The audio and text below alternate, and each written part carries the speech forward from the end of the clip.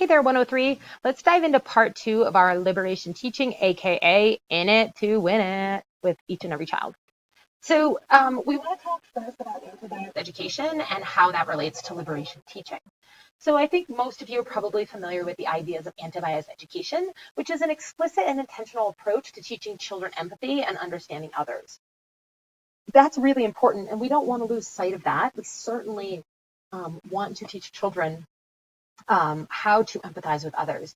But the idea of liberation teaching adds on to this to really understand the child's behavioral characteristics, their personality, and the sociocultural context that the child lives in. So it's really coming from the place of that individual child's experience and personality and needs first to then help teach them empathy and understanding of others, because we know that they will feel empathized with and understood first. So that's really the key difference between anti-bias education and taken to the next level of liberation teaching. So we want to talk for a little bit about violence in the classroom, because that really affects your ability to support all children in the ways that they need to be supported. And we know that there's been increased violence that is coming into children's lives through the media.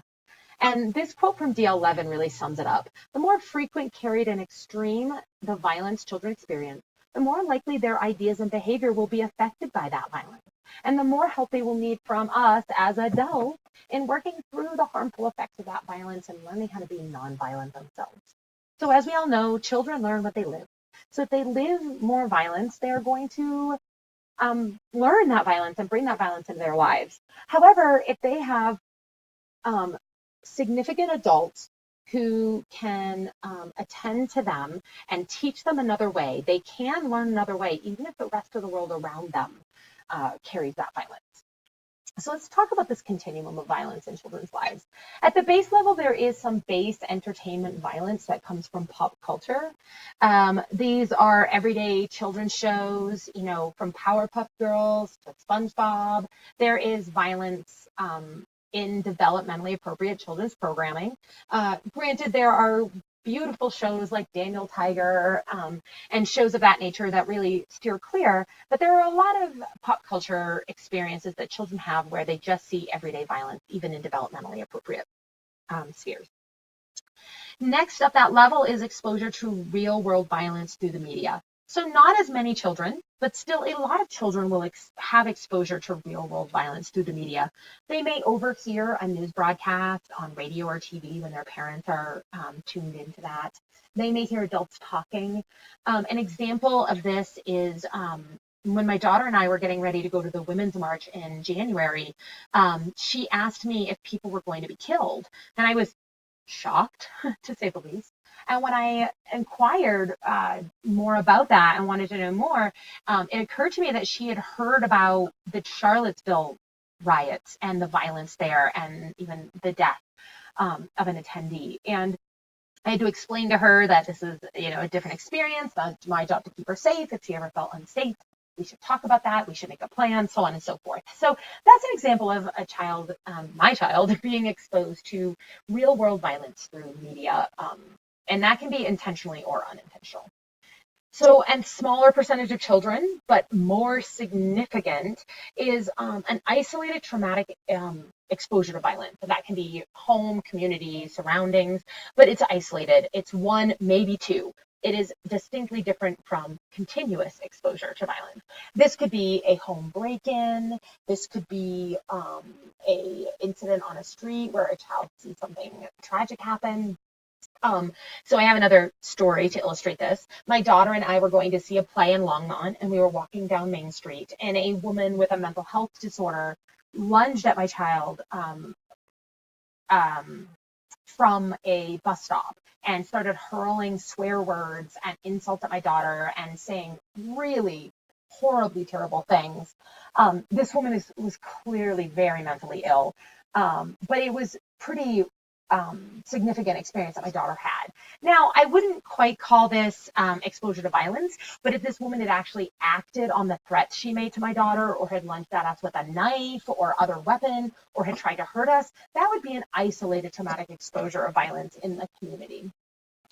Luckily, this woman just used words, and as soon as we were a safe distance away, we called the authorities to come help this woman, and we spent a lot of time talking about it and coming to understand that. Anyway, again, this is going to be a smaller, right? This is going to be a smaller percentage of children, but it's going to be a more significantly impactful experience for those children that it happens to. And so you can probably imagine where we're going here. That tip of the pyramid, the smallest percentage of children, but the biggest impact would be chronic exposure to violence in the home or society. So this is ongoing domestic violence. This is children who live in dangerous places. We hear a lot about the neighborhoods in Chicago and Detroit. In some neighborhoods, there is just constantly violence swirling around children's lives. So their homes might be free of this violence, but there is, gang activity and gun violence and so on and so forth in their community, which affects their lives. So these children at the top of this triangle, right, are the most exposed to violence and the most impacted by that violence because it's ongoing in their life. Likewise, a child with a single traumatic experience can also, that can be very powerful and impactful in their lives as well. So let's talk about the teacher's response to children who have been exposed to violence and who are affected. Now, as we know, not all children are affected in the same way from experiences. So I'm going to go back for 1 second. One child who exposed to entertainment violence may have little or no reaction to it at all. They may compartmentalize it. It may not be a big deal. They might just move on from it. Whereas other children might be more sensitive, and this entertainment violence may affect them more deeply, and they may play it out more or be more fearful or have more of an impact in their life. So knowing this, regardless of the child's experience with it, it's how it affects them and how they engage with the world in these experiences. So as always, our first response has to be as socially responsive as possible, which means we are teaching the democratic life skills for the long haul, and then showing children how the democratic life skills play out in everyday life. We want to meet that child where they're at, right? Think about Maslow's hierarchy of needs. And I put the image back up here of Maslow, that we cannot expect that a child is going to be able to engage with us around love and belonging if they are scared for their safety. If they live in a dangerous place and they are constantly worried they're going to get hurt, their parents are going to get hurt, their brothers and sisters are going to get hurt, their loved ones, so on and so forth, we cannot expect them to engage in that love and belonging level with us until we have let them know that the classroom is a safe place and we meet their safety needs and we have engaged with them there, and then we can move to that love and belonging. So the third thing we need to think about is the resiliency. Right? We need to focus on that resiliency. We need to build that resiliency. We need to let children know that we are confident that they are resilient, that we know they can transcend this, that we know that good, warm, loving, empathetic, decent, strong, compassionate child inside of them is there, and we see it. And that's what will make them resilient. So as teachers, that's really the heart of our response in the liberation teaching movement, particularly for those children who have been affected by violence. So what do resilient children have? What does that look like? That's the question we're going to answer right now. So resilient children have social competence. And what that looks like is their ability to engage with others in a positive way. Now, it doesn't have to be 100% of the time. I'd like to think that I'm a resilient adult. And every once in a while, I have a less than positive engagement with other adults. But more often than not, the child is able to engage with others in a positive way. When they have problem-solving skills, we see them in an age-appropriate way be able to plan, foresee consequences, and think critically. Now, the way a 2-year-old foresees consequences is different than the way a 7-year-old can foresee consequences. What's important here is that we root this in that developmentally appropriate way. So I often see toddlers bop someone over the head and then laugh when an adult intervenes. They are not laughing because they are an inner sociopath and they're going to become Dexter. They're laughing because they predicted there would be an adult response, and it happened. That's a child actually showing us they could foresee consequences. Pretty amazing, right? Moving on. Autonomy and self-esteem. These children behave with confident independence.